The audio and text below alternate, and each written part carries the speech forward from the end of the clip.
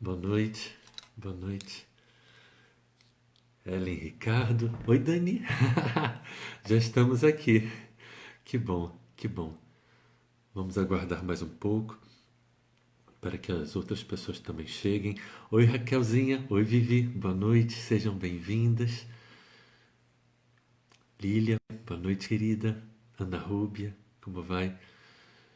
Camila, Fabi e uma outra pessoa entraram aqui que não está mostrando quem é.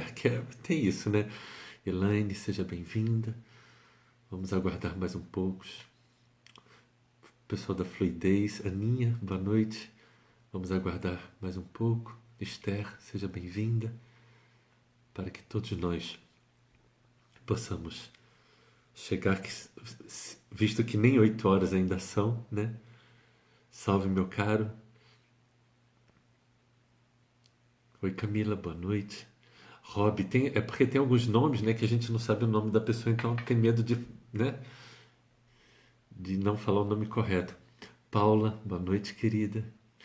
Ana, salve, querida, bem-vinda. Meu irmão Lauro, boa noite, boa noite. Carla Limonzi, boa noite, querida. Vamos aguardando mais um pouco para que todas as pessoas comecem a se fazer mais presentes. Simone, olá. Oi, Pati, boa noite, querida. Vamos aguardar mais um pouquinho. E hoje o tema. Roberta, gratidão, querida. Agora eu sei. Hoje, o nosso tema de hoje. Oi, Renata! Tudo bem? Como estão as coisas aí no Canadá, querida? Dê notícias. Como está sua mãe? Sua mãe está bem? Dê notícias, tá bom? Cássia, Dani, Ana, outra Ana, já temos duas Anas. Hoje nós iremos falar sobre o nosso tema de hoje, as relações abusivas. Não é um tema, na verdade, espírita, visto que todas as vezes que eu aqui estou é para falar sobre o espiritismo, mas hoje iremos falar sobre um tema que não é porque não é espiritismo que a gente não tenha que falar sobre, não é? Eu vou fazer uma prece, queridos, para nós iniciarmos o nosso trabalho, porque a despeito de que não iremos falar de religião aqui no caso, mas ainda assim é importante que a gente peça amparo do mais alto para o que eu e a Dani iremos fazer aqui agora possamos ser inspirados pelo mais alto. Quem quiser então, eu convido para que feche os olhos. Senhor Jesus, aqui nos encontramos, Senhor, com a proposta de falarmos sobre tema tão delicado, tão difícil e que traz tantas dores e tanto sofrimento. Rogamos, Mestre, que tanto eu quanto a Dani, que possamos ser inspirados do mais alto, que possamos falar as coisas que são necessárias e que estas coisas possam chegar em todos os ouvidos, Senhor, não somente nos ouvidos daqueles que sofrem esta questão, mas igualmente daqueles que fazem sofrer. Se conseguirmos atingir a raiz do problema, Senhor, que é exatamente aquele que faz sofrer, o problema some. E assim, pedindo o amparo do mais alto, te rogamos, Senhor, faça conosco a oração que tu mesmo nos ensinaste. Pai nosso, que estás no céu, santificado seja o vosso nome. Venha a nós o vosso reino e seja feita a vossa vontade, assim na terra como no céu. O pão nosso de cada dia nos dai hoje, e perdoa, Pai, as nossas ofensas, assim como nós perdoamos a quem nos tem ofendido. E não nos deixeis cair em tentação, mas livrai-nos de todo mal. Em nome de Deus nosso Pai, em teu nome, Mestre Jesus, nós damos iniciado então a nossa live da noite de hoje, rendendo graças a Deus e graças a Ti, Senhor. Que assim seja. Queridos, então, vamos iniciar. Nossa, muitas pessoas chegando. Oi, Rafinha, você está aqui também, que bom, querida. Ah, vários nomes, sejam todas muito bem-vindos. Antes mesmo de eu chamar a Dani, eu vou fazer alguns esclarecimentos. Eu acabei de falar há pouco, mas como tinha poucas pessoas, vou repetir. A nossa, absolutamente todas as lives que eu realizo, elas são sobre teologia, cristianismo primitivo, doutrina espírita. E hoje não estamos aqui para falar sobre isso. Nós estamos aqui para falar sobre as emoções humanas e sobre uma questão que, nesse movimento pandêmico, se tornou ainda mais difícil, que é exatamente as relações abusivas, a violência doméstica e o que nós podemos fazer em relação a isso. A live hoje, queridos, ela não é minha. A live hoje é da Dani, por um simples motivo. A Dani, ela trabalha nessa área, ela é psicóloga, ela, na sua área de psicologia, ela fez um trabalho a respeito destas questões, portanto, ela simplesmente tem muito mais, um mundo a mais de informações a oferecer. Ela é voluntária do Projeto Justiceiros, que é um dos motivos de nós estarmos aqui. Então, hoje a live é dela. Eu estou aqui somente como ciceroneando a nossa querida Dani. Então, eu vou procurar basicamente não falar, ok? Nós ainda não sabemos se essa live será de 1 hora ou 2 horas, porque eu não cheguei, inclusive, a perguntar para a Dani se a gente deveria deixar os comentários abertos ou não, ou deixar para a segunda parte da live os comentários abertos, mas, como eu sempre digo, é algo novo, então estamos todos juntos aqui, vamos todos juntos aprender como a gente deve fazer. Então eu vou chamar a Dani e a partir daí a gente decide se já deixa os comentários abertos a partir de agora ou somente na segunda parte da live, ok? Então, gratidão imensa pela presença de cada um de vocês. E é como eu disse na prece, as relações abusivas é algo muito, muito sério, porque não é somente a questão da pessoa que sofre, mas é igualmente da pessoa que faz, não é? Então, Dani, vou te convidar mais cedo, tudo certo, mas cremos e aguardamos, esperamos que dessa vez vai dar. Ah, Oi, não Ana. foi. Dani Vou te chegou. chamar, vou te Tá. chamar de novo, Dani. Calma, respira, vou te chamar de novo. Então vou te tirar e te chamo de novo, tá bom? Um Ok. momento. Dani, por favor, só me dá um oi aqui de novo, para que eu possa de novo te convidar, ok? Para estar aqui. Porque é o único jeito que eu sei fazer. Eu sei que tem um outro aqui, eu não sei como fazer do outro jeito. Então só digita oi para eu te chamar novamente, tá certo? Por favor. Boa noite, Paula, Marco, Leile. Boa noite, Leile. Dani, só digita um oi para eu poder te convidar novamente, por favor. Dani?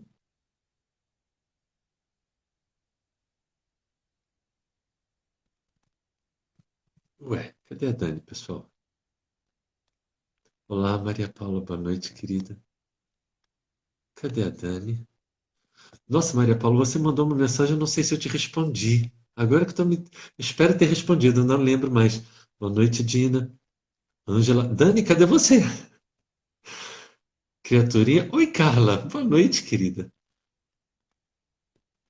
Dani? Pessoal, cadê a Dani? Alguém pode me dizer? Desculpa, então, Maria Paula, perdão. Eu vou responder, me perdoe. Mas eu acho que eu li seu nome e falei assim, gente, eu acho que eu falei com ela alguma coisa, que ela me mandou alguma coisa. Desculpa, vou lhe responder, ok? Peço perdão. Ah, ok, Dani, vamos lá. Vamos lá, então. Tomara que dê certo agora, pessoal. Tomara que dê certo. Isso mesmo, Marlene. De qualquer forma, mesmo que não apareça a Dani, Oi. a voz. Pronto, Dani, assim será. Pronto. Nossa, cara de Simples assim. fantasma. Pessoal, é simples assim. Infelizmente, não deu certo, mas mais cedo nós testamos e não estava dando certo mesmo. Ou aparecia a voz dela, o rosto dela congelado, ouço a voz, como está aguardando agora, e está tudo bem, né? Foi o que eu falei com a Dani. Há uns 2 meses atrás, eu fui fazer uma palestra pelo Zoom e simplesmente meu note, a câmera deu um chabu total e não aparecia, e foi só na voz. Dani, querida, Oi. seja bem-vinda. Seja bem-vinda. Obrigada. O Dani está plasmada, a Verônica falou. Dani, é como eu falei com o pessoal há pouco, você já estava aqui. Querida, essa live é tua. Eu não Imagino. vou, eu não vim aqui para dividir espaço com você por um simples e único motivo. Ah, Você detém muito mais propriedade, um discurso de legitimidade, como eu costumo falar, para falar do assunto, visto a sua própria experiência nesta questão junto aos justiceiros. Portanto, eu estou te passando a palavra relações abusivas, Dani. Está contigo, querida. Ah, nossa. Dani, mais uma última coisa. O que que você acha melhor, Dani? A gente deixa tirar os comentários agora e na segunda Ah, da parte da live a gente voltar? não sei. O que que acho melhor? Bom, eu não vou conseguir ler Pessoal, aí, que eu tenho um monte de coisa para ler aqui. então vamos fazer o seguinte, pessoal. Então eu vou tirar os comentários agora, ok? Na Ah, segunda parte da live, conforme igual quinta e sexta, a gente abre os comentários. Aí a Dani vai poder ler e responder. Tá bom assim? Então, pronto. Vamos lá. perfeito. Se eu souber responder, eu vou responder. É Mas, isso, Jack, Dani. é Bem-vinda, isso. bem-vinda. Obrigada, obrigada. É muito bacana. Mas a live é sua, a live é nossa. A minha experiência, como você falou, eu estou voltando às origens, né? A vida é cíclica. Então, eu comecei em 2009 num grupo de homens encaminhados pela Maria da Penha. Então, deixa eu dar um passeio na minha vida rapidinho, porque depois disso eu fui para outros cantos, outras áreas da psicologia, e eu sempre voltava para as questões de gênero. Eu sempre voltava para as questões para a mulher. Então, eu passei pela ecoterapia, trabalho lindo, maravilhoso, mas eu olhava para as mães daquelas crianças que estavam com dificuldades e muita dificuldade. Depois eu passei pela clínica, depois eu passei.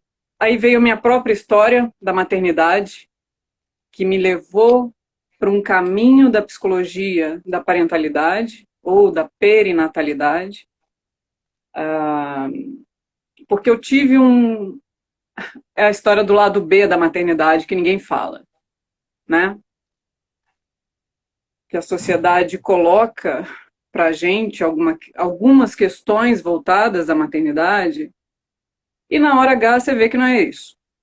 E como psicóloga eu olhava aquilo e falava, meu Deus, as mulheres estão sendo enganadas, vamos dizer assim.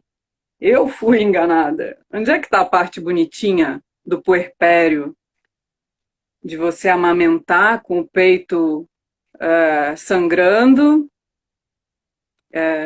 Mas não era isso que a gente via na internet, na revista, na Caras, né? Eram as mulheres bonitas, sem olheira, sem nada. Então, fui buscando esse entendimento e descobri que estava nascendo uma outra abordagem na psicologia, que era a abordagem da perinatal, psicologia da parentalidade. Então, é a gente cuidar dessa mulher durante a gestação. Gestação, puerpério, etc.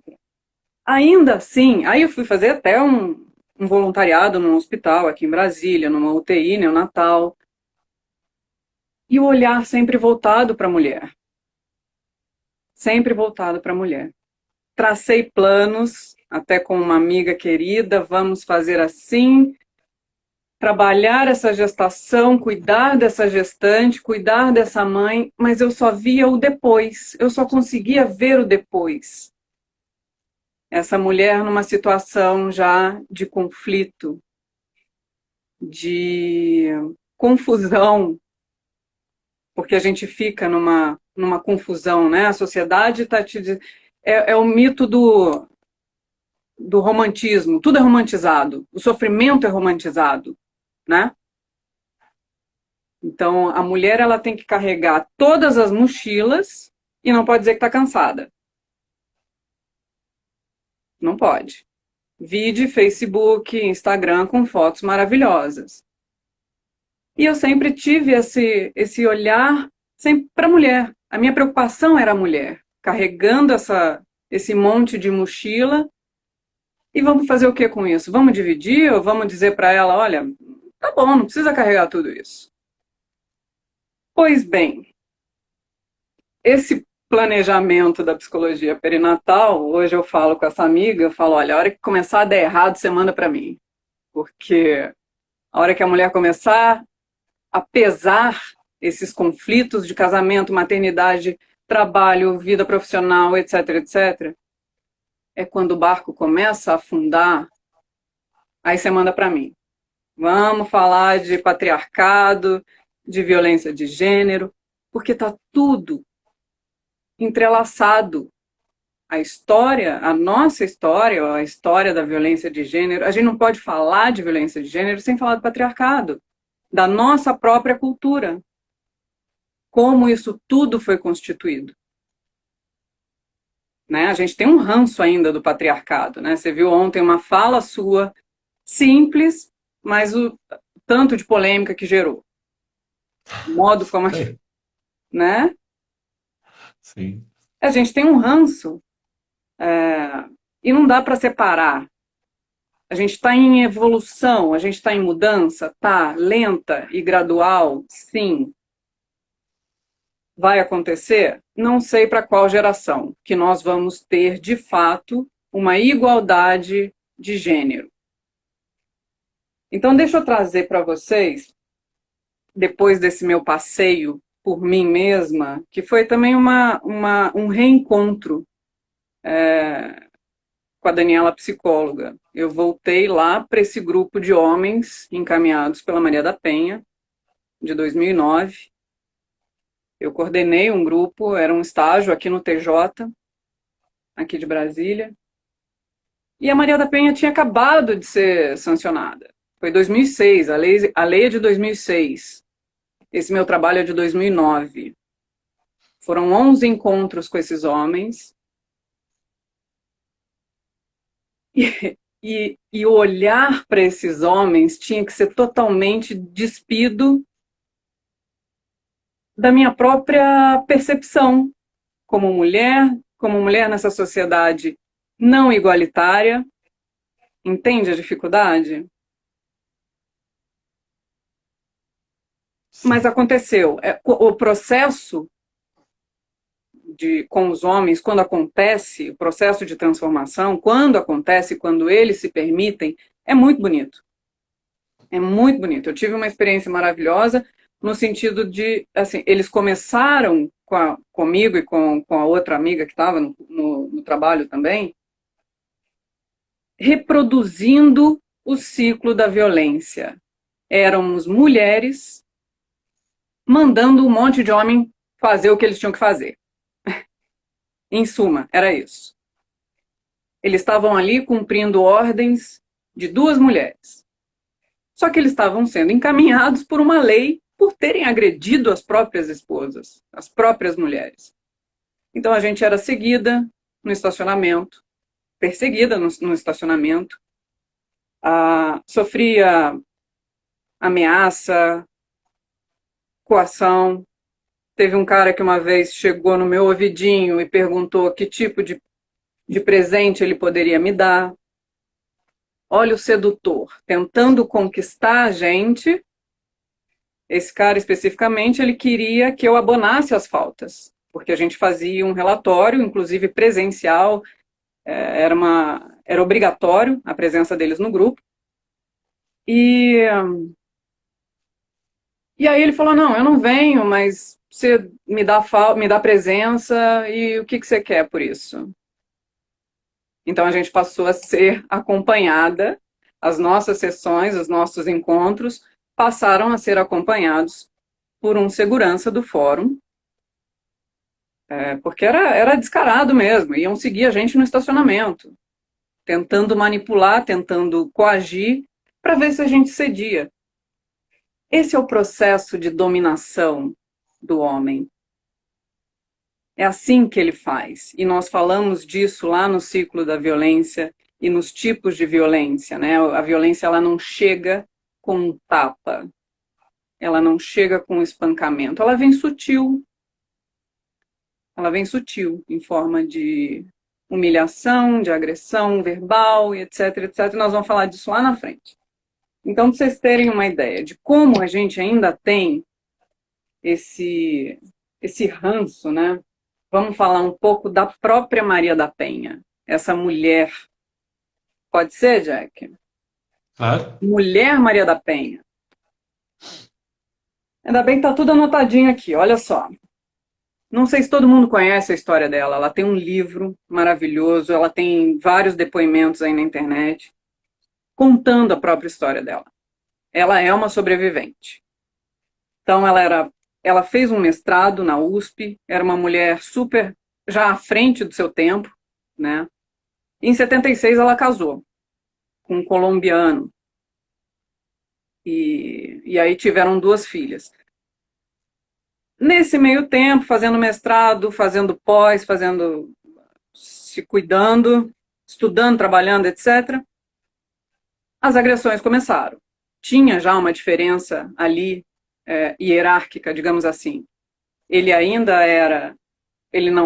não tinha documentação, ele estava como ilegal, digamos assim. Então, dificuldade de trabalho, etc, etc. E ela, no mestrado, farmacêutica, trabalhando, cuidando de si, cuidando da família. Então já era uma mulher à frente disso tudo. Começaram as agressões, a violência psicológica, a intolerância em relação a esse tipo de vida dela.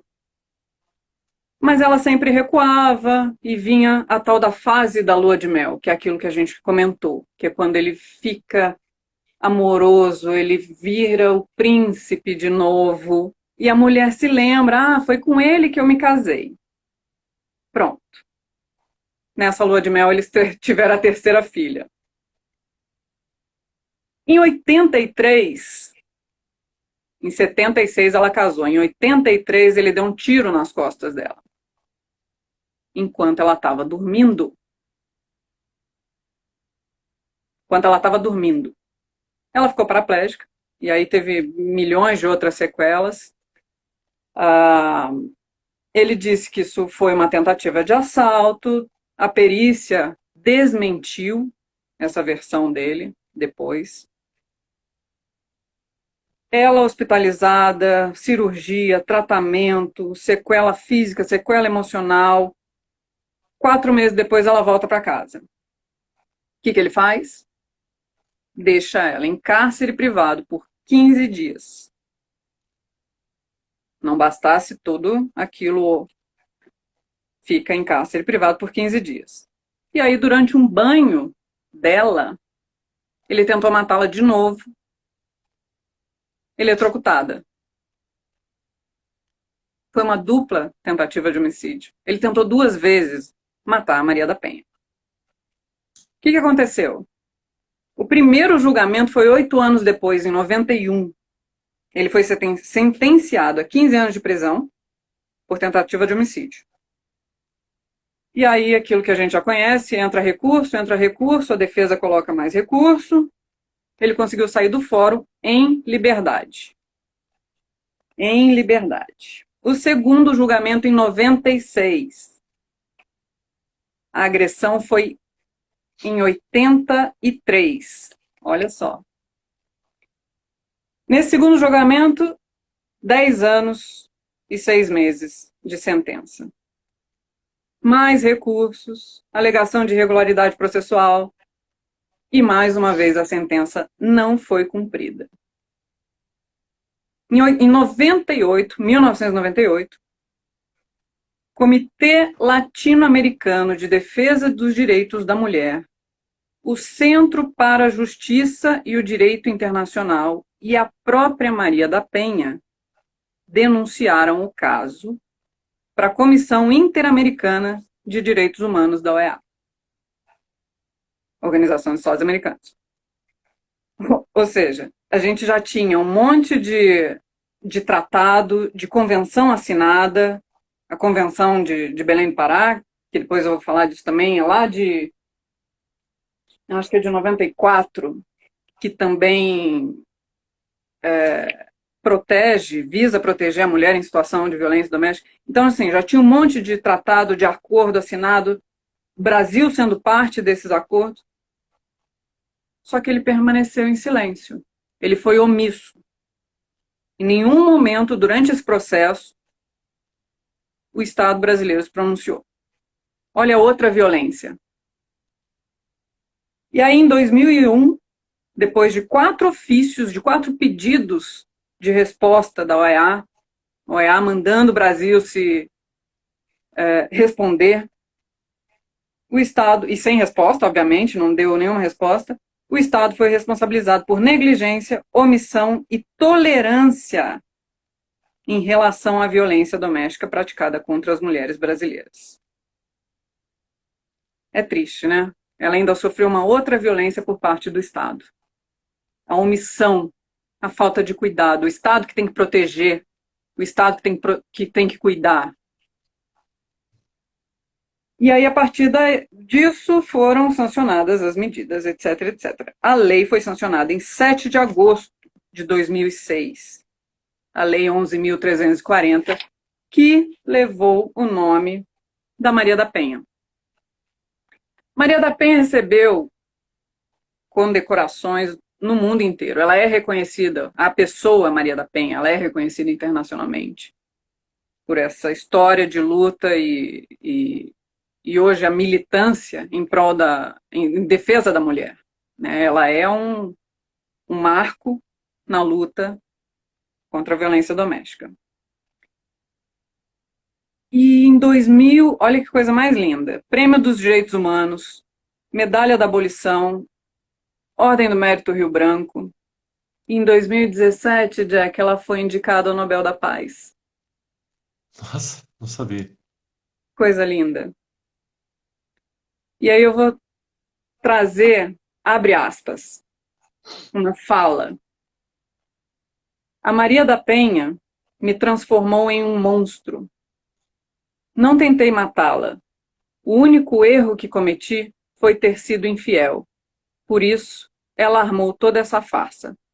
Fecha aspas. Marco Antônio, 2017, agressor da Maria da Penha. Então, depois desses anos todos, ele ainda não se via como autor de 2 tentativas de homicídio. É um economista, depois ele conseguiu a cidadania, como é que é? A legalização dele, né? No Brasil.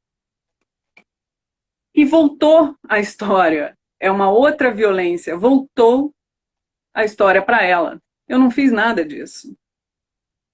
Ela me transformou em um monstro. Ele criou várias histórias que foram desmentidas, né, pela perícia, pela justiça, assalto, roubo do carro da família, etc. Mas isso nunca aconteceu. Ele foi desmentido e nunca foi punido. O que a gente pensa disso tudo? Falando do... O mais triste é que a gente já tinha a Convenção de Belém do Pará, de 94. Afirma que a violência contra a mulher constitui violação dos direitos humanos e liberdades fundamentais. O artigo 1º, entender-se-á por violência contra a mulher qualquer ato ou conduta baseada no gênero que cause morte, dor ou sofrimento físico, sexual ou psicológico à mulher. A gente já tinha isso, era uma convenção e ninguém deu bola. 20 anos depois precisou ter uma lei, porque não eram respeitados os direitos básicos da pessoa, da mulher. E aí, durante esse meu passeio pela psicologia, pela ecoterapia, pela UTI, pelo grupo de homens, até pela clínica, quando eu saí da faculdade, eu queria muito atender homens. E na clínica, toda a faculdade de psicologia tem um curso, tem a clínica, a escola, né? Então, até para quem precisar de atendimento social, algumas faculdades cobram um preço simbólico, né? Algumas nem cobram, e a gente vai atender. São os alunos dos últimos períodos que vão atender. E eu sempre queria atender homens. Eu queria atender homens. Até que uma professora chegou: Daniela, você já parou para analisar? Eu falei: já parei. Já parei para analisar. Eu quero ver um homem aqui fragilizado na minha frente, pedindo ajuda para uma mulher. Era uma história, né, que a gente está inserido. Eu estou inserida nesse contexto patriarcal, né, Jack? Todos nós estamos. E eu fui dando essa minha viagem interna, digamos assim, no atendimento com homens, tentando entender esse outro lado. O meu trabalho não foi buscando uma causa para a violência contra a mulher. A gente não pode atrelar a violência contra a mulher ao patriarcado. Não é uma relação de causa e efeito, não é um reducionismo. O homem faz isso por isso. Não. A mulher é assim por isso, a mulher historicamente é submissa. A gente não pode reduzir a esse ponto. Mas também não pode abrir mão de falar dessa história e de entender a nossa própria história. A gente precisa de muita mudança. Ontem, quando você falou que é meu, como é que é? O que é meu? Eu cuido do que é meu. Aí remeteu a uma história de posse, a uma história de controle, uma história... A gente sabe que você não pensa assim, mas ainda tem pessoas que pensam assim. E isso pode ir para um lado muito pior. Tem homem que mata por causa disso. Mulher minha, se não for minha, não vai ser de mais ninguém. Sim. A gente tem um ranço, a gente traz... são falas que a gente ainda perpetua, como eu disse ontem. Por exemplo, ela foi violentada porque estava com uma saia curta. Eu bati nela porque... Então, sempre jogando para a mulher, essa história. Sim. A mulher é objetivada. O processo da violência, o homem percebe essa mulher como um objeto. E aí vem a história da posse, do controle, do domínio. Quando ele vê tudo isso ruindo, esse controle, essa posse, aí ele começa a se desesperar. E ele tem que ter esse controle de novo. Como é que ele vai fazer? Pelo poder, pela agressão. Então, pela definição aqui, vamos lá, do patriarcado, vamos dar esse passeio no patriarcado para a gente entender a mudança. Nossa, apareceu aqui. Essa mudança da nossa sociedade, que eu não acho que esteja para acontecer assim tão rápido, sabe? Patriarcado, a definição mais rigorosa que eu encontrei e que vem como a definição, é a regra do pai. A família era uma propriedade, não só a mulher. Eram os filhos também. Então, lá no século XVIII, que a gente tinha uma cultura ainda da ama de leite, o filho era retirado da mãe e voltava para o seio da família um pouco mais velhinho, etc., com 7, 8 anos. Onde é que está essa mãe? Como procriação. Um objeto para procriar. Tira o filho, depois devolve. A ama de leite cuida na primeira infância e devolve. Já para o século XX, Revolução Industrial, aquela coisa, o homem saindo eu falo que ele sai da caverna, né? A gente A gente sai da época da caverna, mas acaba voltando, o homem das cavernas. Por quê? Antes da Revolução Industrial, a gente estava no campo. Então, a família era: quanto mais filhos, mais mão de obra eu vou ter aqui para me ajudar. Então, a prole era força de trabalho. Tinha-se muitos filhos, o homem cuidava do campo com aqueles filhos, então era esse tipo de família constituída, assim. E a mulher cuidando da casa, o homem provedor. E aí, com a mudança, o que aconteceu? O homem foi para a cidade, as famílias foram para a cidade, trabalho, revolução industrial, o homem passou a trabalhar fora. As famílias reduziram, porque aí já não precisava mais de tanta mão de obra, né, para ajudar na lida do campo. Mas a mulher continuou em casa. Começou bem ali um suposto enfraquecimento do patriarcado. Eu falo suposto porque eu acho que não houve. Por outro lado, um fortalecimento da mulher. Essa mulher também começa a trabalhar fora. Ela também começa a se perceber na sociedade. Não é mais aquela mulher que saiu do colégio interno bordando, aprendendo a bordar, aprendendo a cozinhar, sabe? Agora ela vai trabalhar fora. E começam os conflitos de papel. A mulher mãe, a mulher profissional, a mulher esposa. Nesse momento aqui, isso é curioso porque eu vi isso nesse meu passeio pela psicologia da parentalidade. Chega um momento que a mulher precisa ser tudo isso e ela não consegue. O profissional, o empregador, ele quer a profissional, ele quer a psicóloga Daniela. Ele não quer a mãe. Se o meu filho fica doente, eu não tenho com quem deixar, e eu falto o meu trabalho, como é que fica? Porque é a mãe que tem que faltar, né? O pai não falta. E ali eu vi essa sobrecarga da mulher. Então, quando eu falei lá, essas várias mochilas que a gente carrega, desse conflito, desse monte de papel. Profissional, mãe, esposa, e ainda a dupla jornada, né? Porque saiu do trabalho formal, lá, que ela tem, de carteira assinada, de 8 às 6 da tarde, chega em casa, ela começa o outro trabalho. Quer cuidar dos filhos, cuidar da casa, ir ao mercado, etc, etc, etc, e o marido senta, toma banho, janta e vai dormir. E ai dos filhos se fizerem barulho, não é isso? Ai das crianças se ficarem passando por ali enquanto ele está vendo o jornalzinho dele. Então, deixa eu pegar aqui o meu livro, na página 74.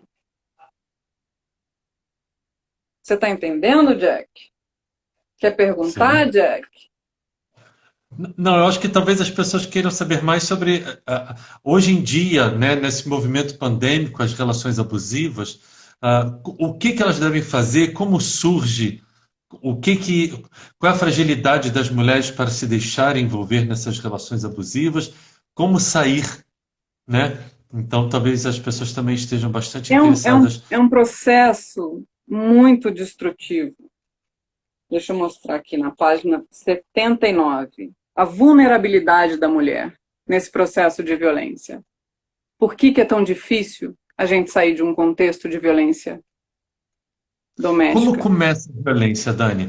Em uma relação, ok? Então vamos sair um pouco já do casamento, porque a gente consegue verificar que para existir uma violência abusiva no casamento, uma violência doméstica, Sim. no início a pessoa conhece a pessoa. Quais os sinais que o homem pode estar dando de que se trata de uma pessoa desequilibrada nesse quesito da violência em relação à forma como ele trata a mulher?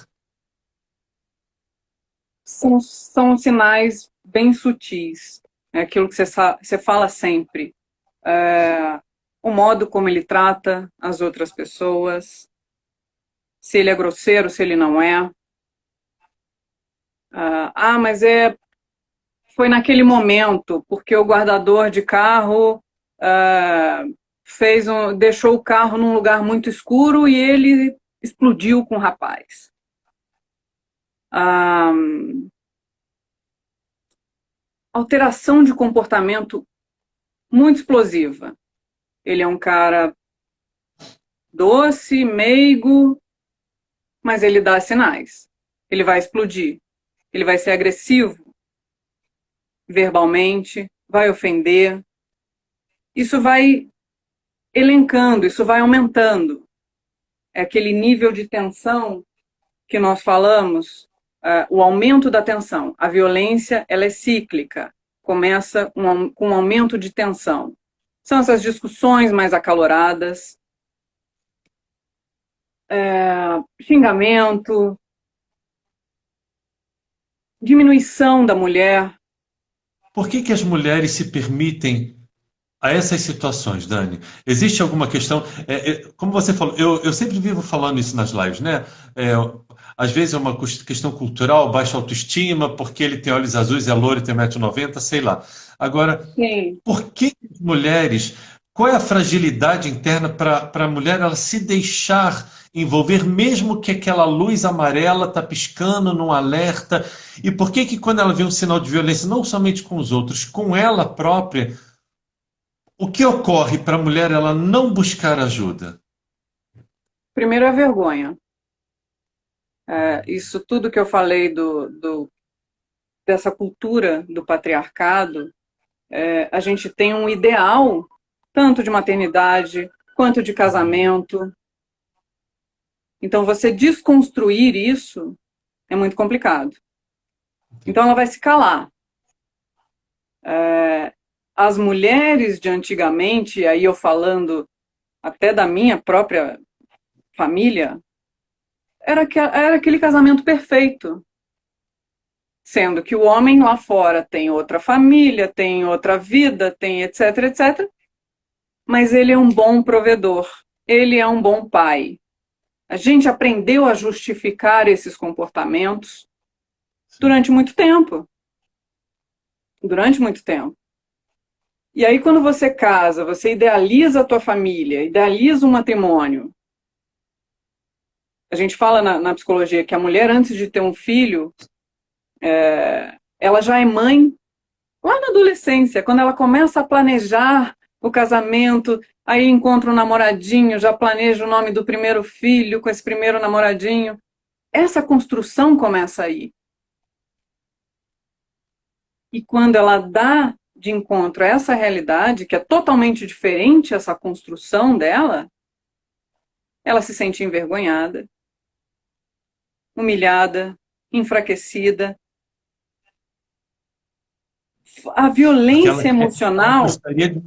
Ela gostaria de mostrar para a sociedade que deu certo, que ela deu certo, que o casamento é perfeito. Sim, ela é bem-sucedida. Ela tem uma família perfeita e os filhos estão aí, etc, etc. E dentro de é a foto a foto da capa do Face. Tá todo mundo ali. Então ela não vai abrir. Propaganda de margarina. Propaganda de margarina. Mas era o que tinha que ser. Culturalmente falando, foi assim. Por isso que eu falo que hoje a gente ainda tem esse ranço. Na época da minha mãe, a mulher desquitada, né, que era o desquite ainda, era mal vista. Sim. Verdade. E eu tenho 42 anos. Minha mãe teria 60 e poucos. Olha só, não é 1000 anos, não são 1000 anos. Perto, né? Muito muito perto. perto. Muito perto, mas a gente ainda traz isso. A gente ainda traz esse ideal da família perfeito, o ideal do casamento. Então ela vai ficar envergonhada, ela vai ver tudo aquilo que ela construiu, idealizou, aquele homem perfeito, vindo por terra.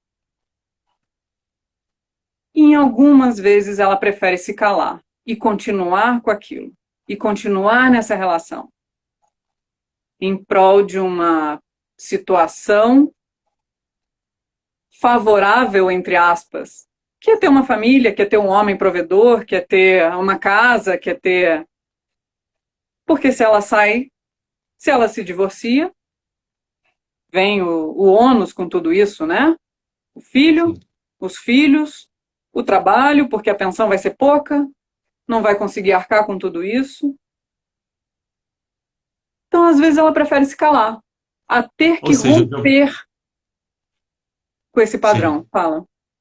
exatamente. Ou seja, ela prefere permanecer submissa e Sim, dependente do que se lançar ao desconhecido e mostrar para a sociedade, mesmo no século XXI, né? Ou seja, não deu vai. certo e eu vou batalhar para conseguir meu espaço ao sol.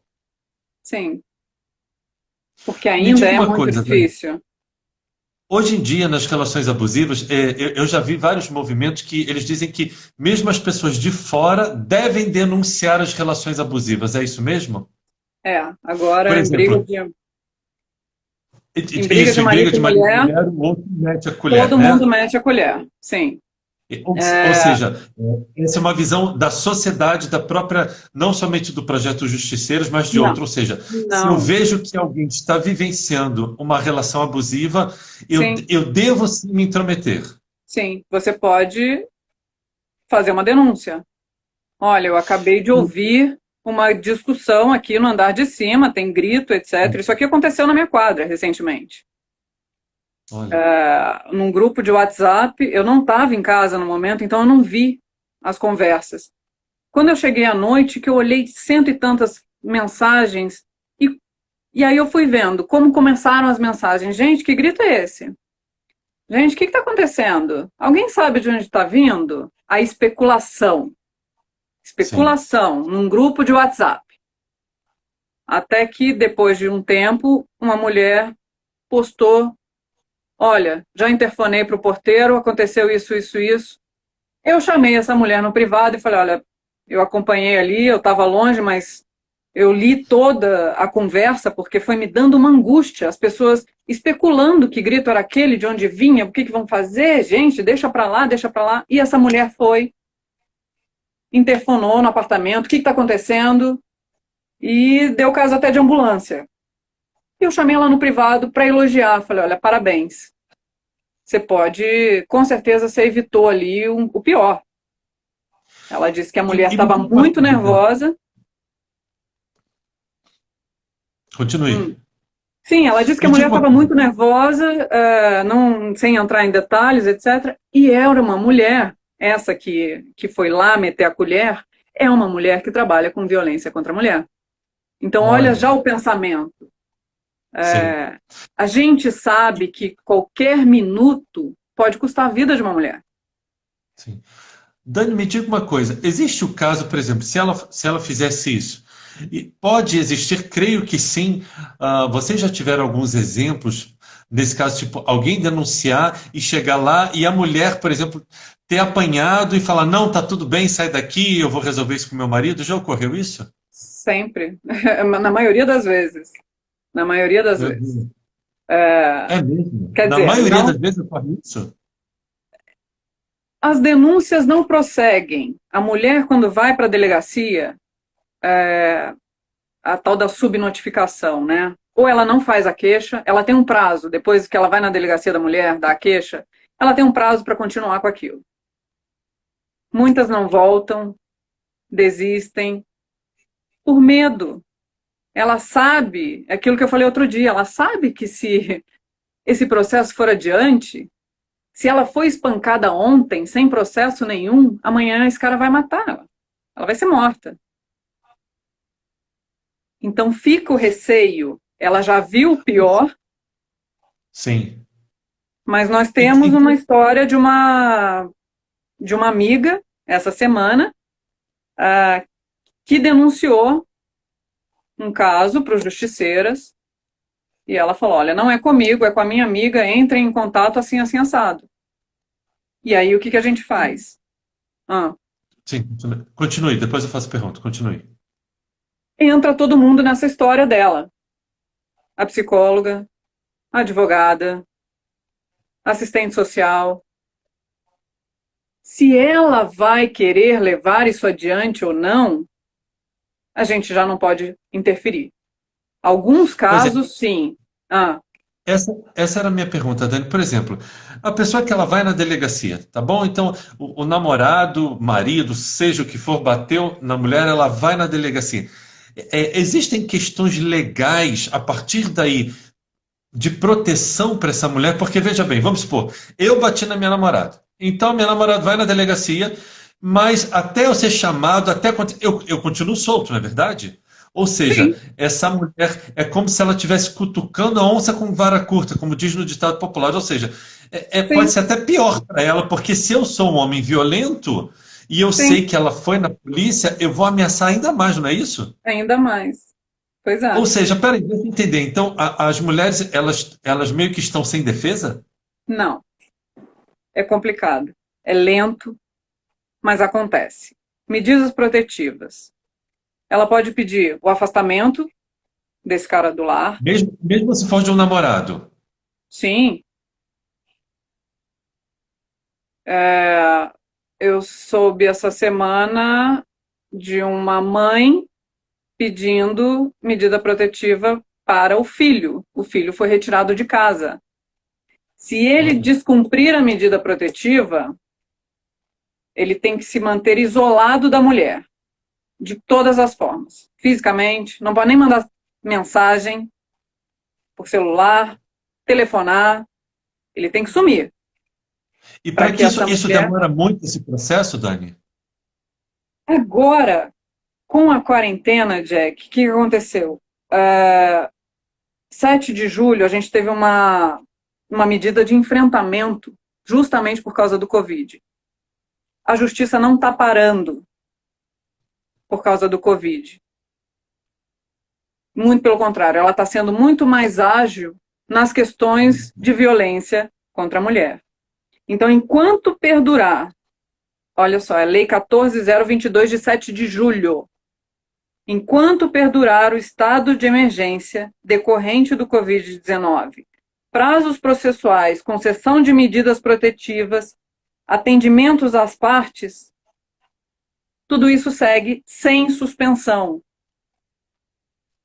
Outra medida, por conta do Covid, por conta da quarentena, o boletim eletrônico. Ela pode fazer o registro de ocorrência pela internet.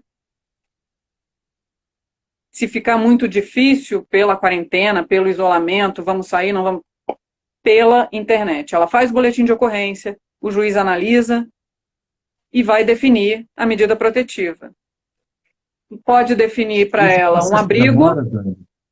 Não, Esse processo não, demora? não, não, não. Não, mas se for Não vai namorado, uma se não for semana. marido. Ah, ok. Não, não vai.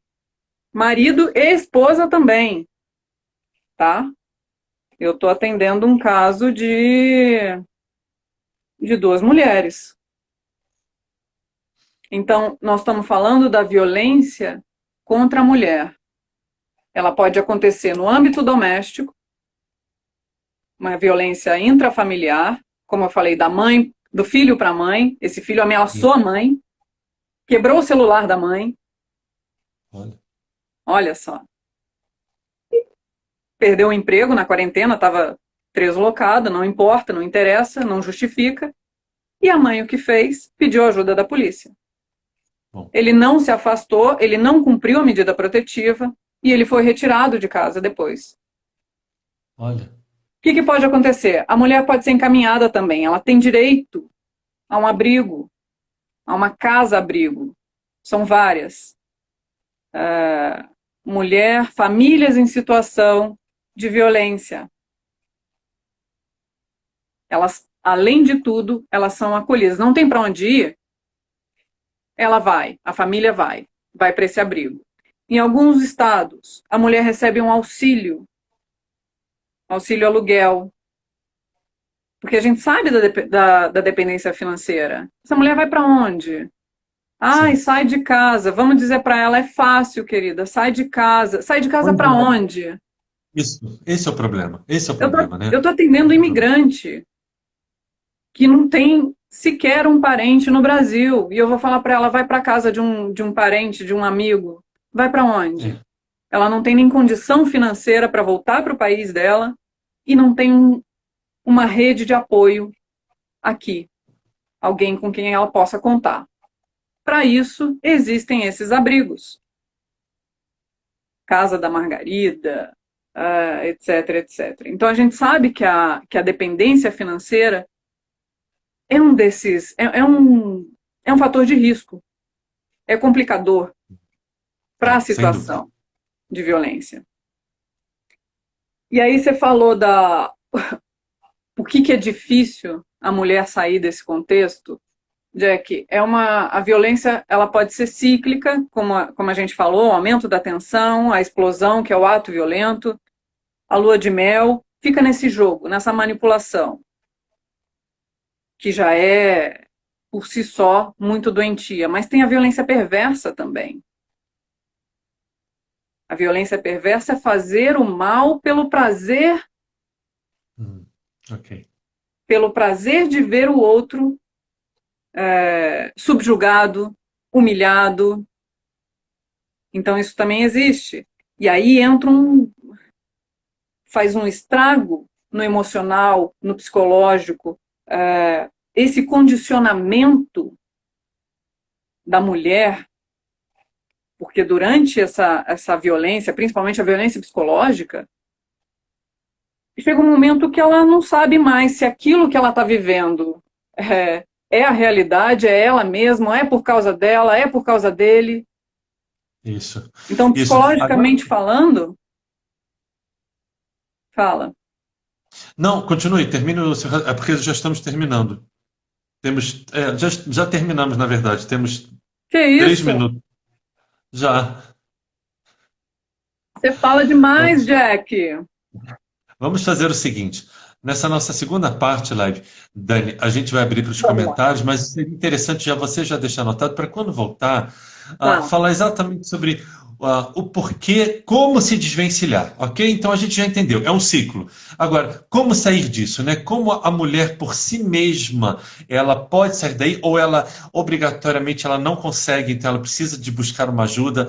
Então, quando a gente voltar, pessoal, a gente vai voltar às 20 horas e 5 minutos, então é o tempo só de terminar essa live, eu baixar o vídeo para o IGTV, e aí quando for 8 e 5 a gente retorna, e aí vão abrir para os comentários para que a Dani possa desenvolver. E também, falar também, Dani, tanto Oi. a questão do projeto Justiceiras, que Vamos. para você falar como tem sido isso agora, nesse movimento, como as pessoas podem buscar, o que elas podem esperar do Sim. projeto Justiceiras. Então a gente vai fazer isso. Estou por Então, aqui. Dani, então deixa eu terminar. Pessoal, então falta, pelo meu relógio, se eu não tiver equivocado, falta 1 minuto e meio. Eu esqueci de botar o meu cronômetro, esqueci de ligar, então eu não sei exatamente quanto Jack, tempo falta, mas Jack. eu creio que falta 2 minutos exatos para a gente terminar, eu creio. Então vamos fazer o seguinte: vamos terminar agora. Às 20 horas e 5 minutos nós retornamos com os comentários abertos, exatamente para que vocês possam fazer as perguntas de vocês. A Dani já fez um apanhado geral de tudo. Eu também tenho minhas dúvidas, porque a proposta daqui é a gente possa esclarecer o máximo possível, porque eu digo, nossa, se eu fosse mulher, eu tenho um namorado que me bate, um marido que me bate, mas se eu sei que se eu for na delegacia eu não vou ter recurso, e ele vai saber que eu fui lá, e aí vai se tornar mais perigoso ainda para mim, né? Sem dúvida, é muito delicado, queridos. Então vamos fazer somente uma prece rápida e nós voltamos aqui às 20 horas e 5 minutos, ok? Vamos lá. Senhor Jesus, nós te agradecemos por essa oportunidade que temos de estar aqui todos nós, Senhor, angariando mais recursos, mais conhecimento, para que possamos, quem sabe para nós ou para o nosso próximo, auxiliar, socorrer e esclarecer. Agradecemos imensamente